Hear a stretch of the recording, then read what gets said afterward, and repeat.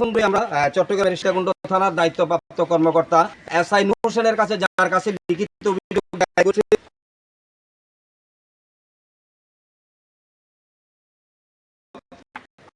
বন্ধু আমরা চট্টগ্রাম সীতাকুণ্ড থানার দায়িত্বপ্রাপ্ত কর্মকর্তা এসআই নূর হোসেনের কাছে, যার কাছে লিখিত অভিযোগ দায়ের করেছে। ফোন করছে না। এই মুহূর্তে আমরা বন্দর করি চট্টগ্রামের সীতাকুণ্ড উপজেলায় ৭ নং ইউনিয়ন ৯ নম্বর ওয়ার্ডে এসে আমরা উপস্থিত হয়েছি ইনুস সওদাগরের বাড়িতে।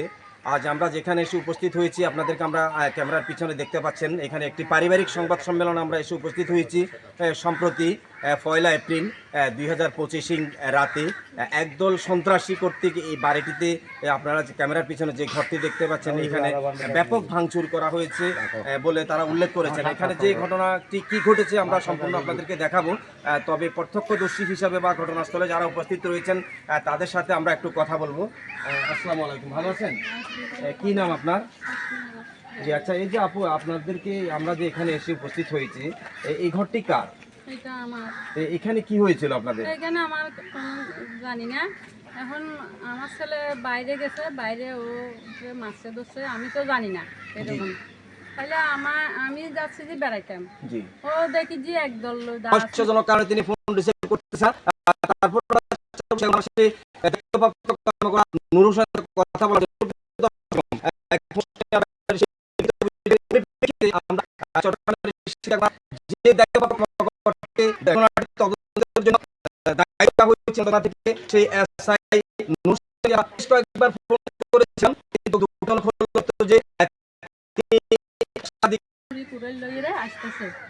আইনের পরে আমি মাপসাছি, এরকম করে আমি মাপসাছি, মাপসানোর পরে দিয়ে আর মানে ২-৩ বার দিয়ে ফেলাই দেওয়ার পরে ঢুকিয়ে কার সাথে আপনার ছেলের সাথে গন্ডগোল? আপনার ছেলের নাম কি? মুন্নার বাবার সাথে। জালাল। এই তো জালালের সাথে কার সাথে গন্ডগোল হয়েছে? দেলোয়ারের ছেলে মুন্নার সাথে। জি জি, কি বিষয় নিয়ে গন্ডগোল? দেলোয়ার সাথে, দেলোয়ার ছেলে না ওখানে ও রাজাপুর নিয়ে। জি ফারজাসের বলছে যে এখানে জাতি ভাবছি জি এই নিয়ে সমস্যা ও বলছে যে রেলগেটই তুলিয়ে না যাবে। জি তো এখন রেলগেট তুলতে দেয় না। রেলগেট কি বন্ধ ছিল তখন? বন্ধ ছিল। আচ্ছা হ্যাঁ, জোরপূর্বক যাইতে চাচ্ছে আর কি জ্বালা। জি রাত্রে বেলায়, সন্ধ্যাবেলা। জি তারপরে জানার পর দিয়ে ওরে তসওয়াত দিছি। জি তসওয়াত দিয়ে চলে জি। তো এই যে ঘরটা কখন ভাঙা হয়েছে আপনাদের? এই ঘরটা রাত ৯টায়। মানে ১ তারিখ মানে চলতি মাসের এপ্রিল মাসের ১ তারিখ রাত ৯টায় আপনাদের ঘরটা ভাঙচুর করা, ৮:৩০ কি ৯টার ভিতরে আপনাদের ঘরে হামলা করা হয়েছে। আচ্ছা, আপনি কিছু বলবেন তাহলে? আপনি একটু মুন্নার বাবা আহত হয়েছিল, মানে মুন্নার বাবা আহত হয়েছিল এখানে। কি আহত হয়েছে? মুন্নার মানে যে ছেলেটা আসছে এখানে, ওই ছেলের বাবা মানে ওরা খেপে গেছে আমাদের ঘর। মানে আপনার ছেলের সাথে, মানে আমরা বলতেছি যে দুষ করছে। আপনার ছেলের নাম কি? জালাল। আর জালালের সাথে মুন্নার বাবা আহত হয়েছে। মুন্নার বাবার নাম কি? সুপ্রিয় দর্শক, আমরা যে ঘরটিতে হামলা হয়েছে আপনারা দেখতে পাচ্ছেন, এখানে ব্যাপক ভাঙচুর করা হয়েছে, ধারালো অস্ত্র দিয়ে কুপিয়ে ঘরটিকে একেবারে তছনছ করে দেওয়া হয়েছে। আপনারা দেখতে পাচ্ছেন একটি অতর্কিত একটি ঘটনাকে কেন্দ্র করে চট্টগ্রামের সীতাকুণ্ডের যে কুমিরা এলাকায় আমরা যেখানে এসে উপস্থিত হয়েছি, আপনারা দেখতে পাচ্ছেন এই ঘরে যে কি অবস্থা, আমরা এখন ভিতরে গেলে আপনাদেরকে দেখাতে পাবো। প্রচন্ড ভাঙচুর করা হয়েছে, যা একটি পারিবারিক সংবাদ সম্মেলনের মাধ্যমে ওনারা উপস্থিত করতেছেন। সুপ্রিয় দর্শক, দেখতে পাচ্ছেন এখানে আমরা ক্যামেরা জুম করে দেখাতে চাচ্ছি, এই যে ফ্রিজ, একেবারে ফ্রিজটিকে ভেঙে তছনছ করে দেওয়া হয়েছে। যে ফ্রিজটিতে রান্না করা ছিল, তরকারি ছিল, আপনারা দেখতে পাচ্ছেন এই সেই ফ্রিজের একেবারে খাবার যেগুলো একেবারে নষ্ট করে দেওয়া হয়েছে। ফ্রিজটি ভেঙে চুরমার করে দেওয়া হয়েছে। যে ফ্রিজ, এই ফ্রিজটি আপনারা দেখতে পাচ্ছেন, ফ্রিজটি ভেঙে চুরমার করে দেওয়া হয়েছে। এখানে যে আসবাবপত্র রয়েছে, যে খাটি রয়েছে, একেবারে তছনছ করে দেওয়া হয়েছে। একটি স্টিলের একটি আলমারিও দেখা যাচ্ছে, যে আলমারিকে ভেঙে একেবারে তছনছ করে দেওয়া হয়েছে। সুপ্রিয় দর্শক, আপনারা দেখতে পাচ্ছেন আসলে যে সন্ত্রাসীরা যে কতটুকু বেপরোয়া হয়ে যে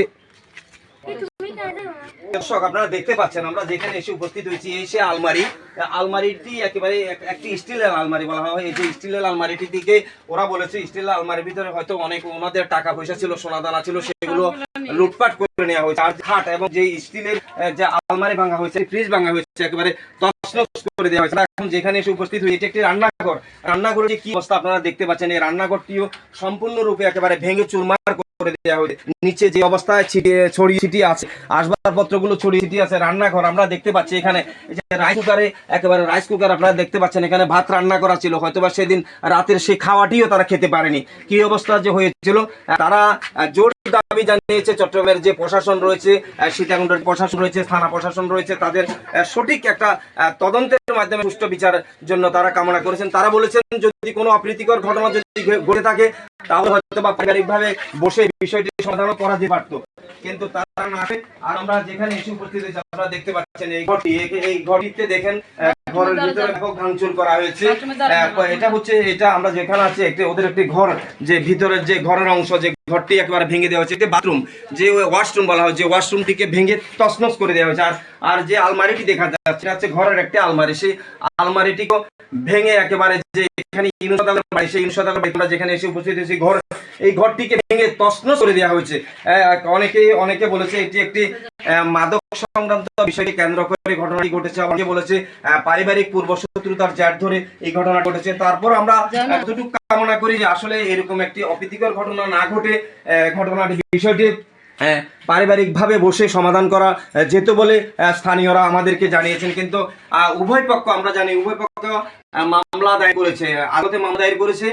মামলাগুলো প্রায় তদন্ত সাপেক্ষে, বিষয়টি পরবর্তীতে কি বিষয় হয় সেটি নিয়ে একটি প্রশাসনিকভাবে একটি পদক্ষেপ গ্রহণ করা হবে বলে আমরা জানতে পেরেছি। প্রিয় দর্শক, আমরা এখানে এসে উপস্থিত হয়েছি লোকমান ড্রাইভারের বাড়ি। এই সেই খাট যেখানে রাত হলে ঘুমায়, এই সেই খাট অত্যন্ত নাজুক অবস্থা, একেবারে ঘরটিতে ভেঙে তছনছ করে দেওয়া হয়েছে। একদম সন্ত্রাসী যে কতটুকু বেপরোয়া হলে এমন একটি ঘটনা ঘটতে পারে। সুপ্রিয় দর্শক, সেই ঘটনাটি আমরা আপনাদেরকে দেখা যাচ্ছি। আমরা যেখানে উপস্থিত হয়েছি ইউনুসাগরের বাড়িতে লোকমান ড্রাইভারের ঘরে। এই লোকমান ড্রাইভারের ঘরে অন্তত পক্ষে 4 থেকে 5 জন লোক আহত হয়েছে, এবং যারা আহত হয়েছে তারা বর্তমানে চিকিৎসা না নিয়ে সমাজের ভয়ে পালিয়েছে। যেখানে সংবাদ সংগ্রহ করতে এসেছি, এখানে একেবারে সম্পূর্ণ পুরুষ নেই,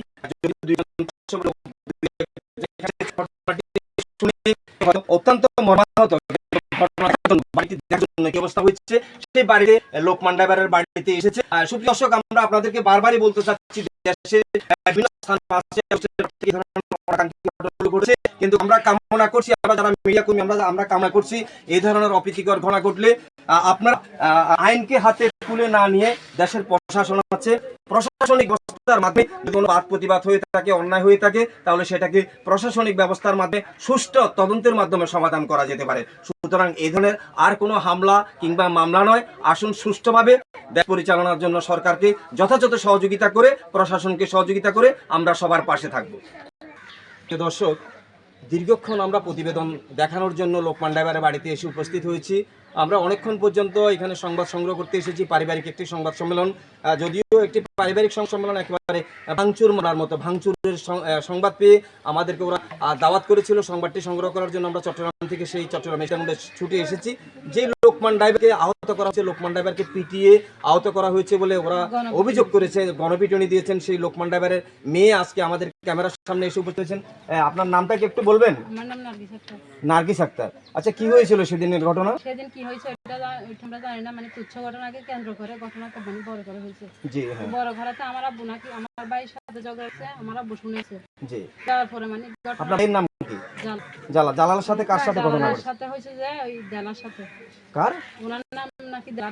আচ্ছা হ্যাঁ, দেলার সাথে ঘটনা হয়েছে। ওই রেলের মানে কি আনি আর কি। জি জি, ওটা আমি জানি না। পরে মানে উনি কি রেলের লোক? না না, আচ্ছা হ্যাঁ, মানে ওনার নাম হচ্ছে দেলা, মানে হয়তোবা দেওয়ার হতে পারে। তো এই বিষয়টি হওয়ার পরে নাকি মানে তর্ক হয়েছিল এটা নিয়ে। তো হওয়ার পর আমার আব্বু গেছে এখানে, মানে কিছু অনেক ঘটনা আরো কি হয়েছে জানি না। পরে আমার আব্বু নাকি গণপিটুনি দিছে। পরে দেখছি ওরা এখানে আসে আমি শ্বশুর বাড়ি থেকে আসি, দেখতেছি আপনি আপনার শ্বশুর বাড়িতে ছিলেন, আমরা শ্বশুর বাড়ি থেকে আসছি। আপনি কি জানেন বললেন? বলছি যে রাখছে মারি বলছে ওই জিজ্ঞাত এখানে এখানে শোয়া রাখছিল।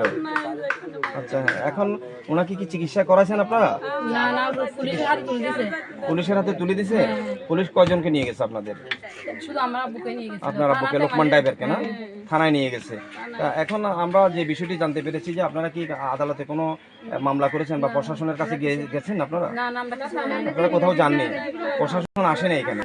সীতাকুণ্ড থানা পুলিশ আসেনি? কালকে থানাতে একটা অভিযোগ দিয়ে আসছি। অভিযোগ দিয়ে আসামি পুলিশ আসার ছিল, পুলিশ আসেনি। অভিযোগ দেওয়ার পর আসেনি? মানে এটা অভিযোগটা কখন দিয়েছেন? গতকালকে? কালকে মানে ঘটনার পর দিন দিয়েছেন, 2 তারিখে দিয়েছেন না? মানে আমরা বলেছি না যে আমাদের ঘরে কোনো পুরুষ নাই, আমরা মহিলা মানুষ, কোথায় যাব? সবাই তো পাতো।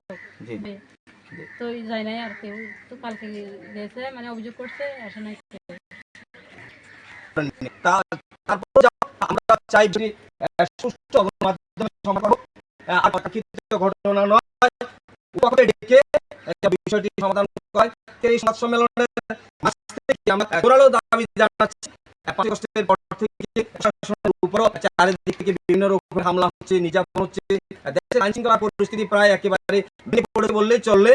তারপরেও আমরা যেখানে উপস্থিত হয়েছি সেই সীতাকুণ্ডে যেখানে এসে উপস্থিত যে ছোট কুমিরা এলাকা, এই ছোট কুমিরা এলাকা থেকে আমরা জোরালো দাবি জানাচ্ছি দেশের যে প্রধান উপদেষ্টা রয়েছে ডক্টর মোহাম্মদ ইউনূসের কাছে আমরা জোরালো আবেদন জানাচ্ছি দেশের প্রশাসনিক ব্যবস্থাকে নিয়ন্ত্রণাধীন করে দেশের সকল সন্ত্রাসী কর্মকাণ্ডকে প্রতিহত করার জন্য, সকল সন্ত্রাসী কর্মকাণ্ডকে একেবারে ধ্বংসযজ্ঞের মাধ্যমে নিরলস করা যায়, যেন শেষ করা যায় এমনই একটি পদক্ষেপ গ্রহণ করুন। এমন একটি সংসদে আইন পাশ করুন, যে সংসদ নেই কিন্তু আপনার যে উপদেষ্টা রয়েছে, আপনার উপদেষ্টাদের মাধ্যমে স্বরাষ্ট্র মন্ত্রণালয়ের একটি জরুরি বৈঠকের মাধ্যমে বসে দেশের সার্বিক পরিস্থিতিকে নিয়ন্ত্রণ করার জন্য জোরালোভাবে পদক্ষেপ গ্রহণ করা। তা না হলে এই ধরনের যে 5 আগস্টের পর থেকে আমরা আপনাকে স্যালুট জানাচ্ছি। 5 আগস্টের পর আপনি দেশের ক্ষমতায় বসেছেন, পরবর্তী যে সরকার আসবে হয়তো তার হাতে আপনি ক্ষমতা তুলে দিবেন, তাও সেটি হয়তো বা যখনই হয় দেশের একটি উচ্চ পর্যায়ের বৈঠকের মাধ্যমে সিদ্ধান্ত হবে। তারপরেও আমরা দেশের সাধারণ জনগণ হিসাবে, মিডিয়া কর্মী হিসাবে আপনার কাছে আমরা জোরালো জানাচ্ছি, এইভাবে যদি সন্ত্রাসী কর্মকাণ্ড যদি চলতে থাকে তাহলে দেশের ভাবমূর্তি যেমন ক্ষুণ্ণ হচ্ছে তেমনি আপনারও মান সম্মান ক্ষুণ্ণ হচ্ছে। সুপ্রিয় মাননীয় প্রধান উপদেষ্টা, আজকের এই যে ঘটনাটি দেখতে পাচ্ছেন একটি পারিবারিক ঘটনাকে কেন্দ্র করে এই ধরনের অকাঙ্ক্ষিত ঘটনা বাড়িতে একেবারে প্রশ্ন হয়ে গেছে দুইটি পক্ষের হামলার কারণে। যাও এখানে আমরা শুনছি বেশ আহত হয়েছেন, কিন্তু যারা আহত হয়েছেন তারাও তাদের সুচিকিৎসা নিতে পারছে না, একেবারে পালিয়ে বেড়াচ্ছে। উপর আল্লাহ ছাড়া কেউ জানে না কে কোথায় আছে, কোথায় তার চিকিৎসা হচ্ছে। যা হোক, সবার সুস্বাস্থ্যতা কামনা করছি। আজকের এই বিশেষ অনুষ্ঠান থেকে দৈনিক আজকালের দর্পণ এবং বিডি নিউজ বাংলার সর্বশেষ সংবাদ থেকে বিদায় নিচ্ছি। জীবন দেবনাথ, সীতাকুণ্ড, চট্টগ্রাম।